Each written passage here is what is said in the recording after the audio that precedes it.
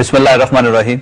अस्सलाम वालेकुम नाज़रीन, मैं हूं जावेद चौधरी। ख्वाजा ज़ात अक़वाम मुत्तहिदा की सलामती कौंसिल की एक कमेटी अल कायदा एंड तालिबान सैंक्शंस कमेटी ने जमातुल दावा के अमीर हाफिज मोहम्मद सईद, ज़की रहमान लखवी, जिन्हें चंद रोज कबल भारतीय मीडिया ने चाचा या रहमान चाचा करार दिया था, हाजी मोहम्मद अशरफ और एक सऊदी बाशिंदे महमूद मोहम्मद अहमद बहाज़त को दहशतगर्दों की फहरिस्त में शामिल कर दिया, जबकि जमातुल दावा को बैंड तंजीमों मसलन लश्कर तैयबा, अरशी ट्रस्ट और अल अख्तर ट्रस्ट की फहरिस्त में डालकर इस पर भी पाबंदी लगा दी गई है।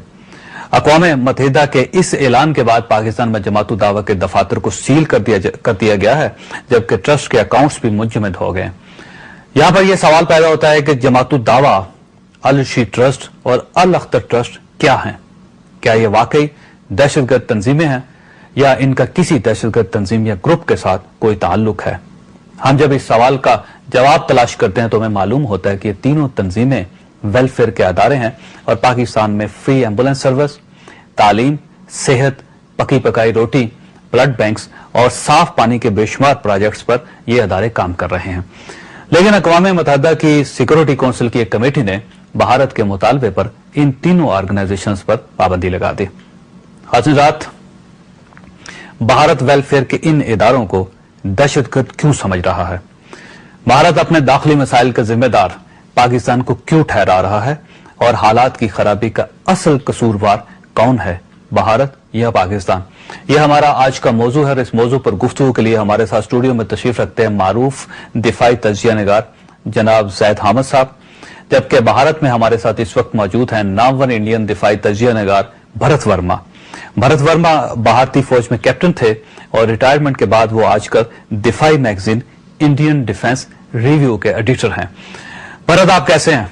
मैं बहुत बढ़िया हूं, आप कैसे हैं? भरत, इंडिया की अपील पर यूएन की सिक्योरिटी काउंसिल ने पाकिस्तान की 3 ऑर्गेनाइजेशन पर पाबंदी लगा दी है। पाकिस्तान के अंदर लोगों का ख्याल यह है कि ये तीनों ऑर्गेनाइजेशन वेलफेयर से ताल्लुक रखती हैं और इनका किसी टेररिस्ट ग्रुप के साथ कोई ताल्लुक नहीं है। भरत, ये बताइएगा कि वेलफेयर ऑर्गेनाइजेशन पर पाबंदी लगवाने के बाद पाकिस्तान और भारत के तल्लुकात मजीद नहीं बिगड़ जाएंगे? देखिए, इस पूरे एनवायरनमेंट में सबसे बड़ी प्रॉब्लम यह है कि भारत में एक बहुत स्ट्रांग परसेप्शन है कि पाकिस्तान टेररिज्म एक्सपोर्ट कर रहा है। पाकिस्तान में यह परसेप्शन है कि पाकिस्तान कुछ ऐसा काम नहीं कर रहा है। पाकिस्तान में यह भी परसेप्शन है कि ये भारत ने अपने ऊपर ही करवा दिया, ठीक है, और 9/11 भी अमेरिका ने खुद करवा दिया है। तो ये परसेप्शंस जो हैं ये अलग अलग है, इनका तालमेल नहीं हो सकता और लॉन्ग टर्म में इन परसेप्शंस के होते हुए कोई समझौता नहीं हो सकता। तो मेरे ख्याल से, क्योंकि एक कोई भी परसेप्शन में अगर मेजॉरिटी ये कहती है कि दूसरा गलत है, तो मेजॉरिटी की तरफ देखना पड़ता है, देखा जाता है। ये एक नॉर्मल डेमोक्रेसी का रूल है। इस समय इंटरनेशनल कम्युनिटी भी यही कह रही है कि जो भारत कह रहा है। नहीं, देखिएगा भरत, इसमें अभी तक किसी किस्म के इन्वेस्टिगेशंस नहीं हुए। किसी ने आज तक पाकिस्तान को कोई प्रूफ पेश नहीं किया कि इंडिया जो एलिगेशन लगा रहा है उसके पास ये हमारे पास प्रूफ्स हैं और इनको आप एनालिसिस करें इनका और उसके बाद आप फैसला करें। मैं बिल्कुल आपसे सहमत हूं कि आपको कोई एविडेंस पाकिस्तान को नहीं दिया गया है, लेकिन जो एविडेंस आ रहे हैं वो पब्लिक के सामने आ रहे हैं रोज, और जितने एविडेंस से एक परसेप्शन बनता है वो परसेप्शन भारत में बहुत स्ट्रांग है।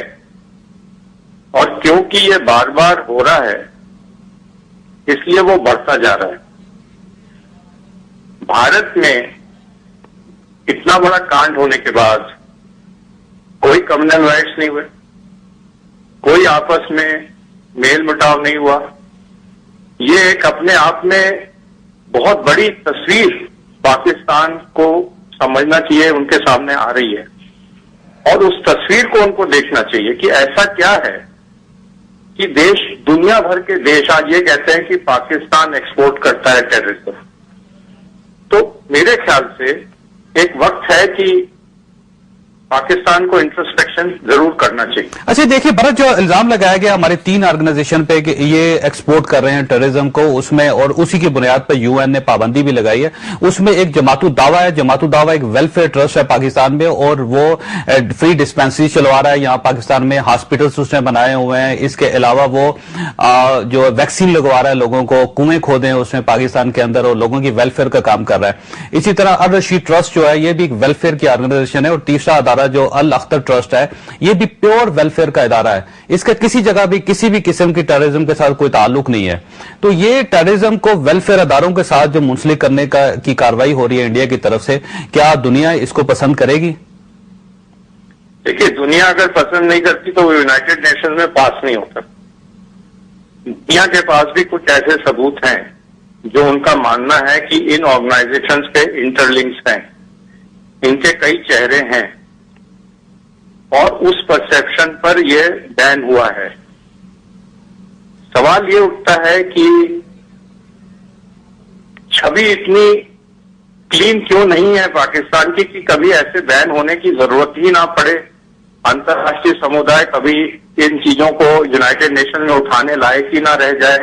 तो वो छवि ऐसी क्यों नहीं बन सकती जिसमें कभी ये कोई उठा के उंगली ऐसा कुछ बोले ही ना। और जब इतने लोग बोल रहे हैं और भारत के साथ चल रहे हैं, और भारत के पास जो सबूत मिलते जा रहे हैं रोज, उसमें बार बार वो फिंगर पॉइंट हो रही है पाकिस्तान की तरफ।